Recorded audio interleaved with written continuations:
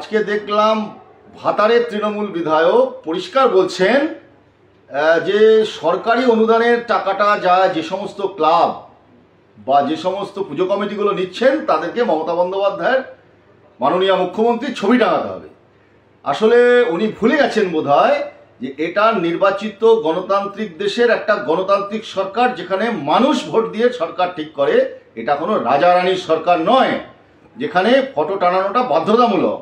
আসলে উনি আনুগত্য খুঁজছেন, যেটা আমরা আগে অভিযোগ করেছিলাম যে সরকার যে কোনো প্রকল্প নিয়ে আসে মানে আমি দিচ্ছি, তুমি আমাকে দাও, আমাকে ভোট দাও, ভোট। উনি কিনতে চান মানুষকে, এই যে টাকা দিয়ে তার বদলে আনুগত্য কেনা, এই প্রচেষ্টা এই তৃণমূল ডে ওয়ান থেকে করছে। আজকে এটা প্রমাণিত হয়ে গেল। এই সত্যিটা খোলস ছেড়ে বাইরে বেরিয়ে এলো, ঝোলা থেকে বেড়াল বাইরে এসে গেল। আসলে উনি আনুগত্য খুঁজছেন।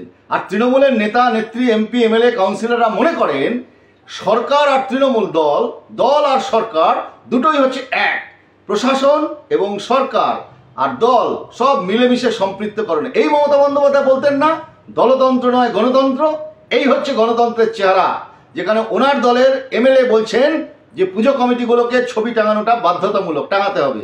এটা লজ্জা, ugliest face of a autocratic government, undemocratic government. এটা পরিষ্কার হয়ে যাচ্ছে, ছবিটা আস্তে আস্তে খোলস ছেড়ে বেরোচ্ছে, ঝোলা থেকে বেড়াল বেরিয়ে পড়ছে। এটাই হচ্ছে আসল তৃণমূল, এটাই হচ্ছে তৃণমূলের চেহারা।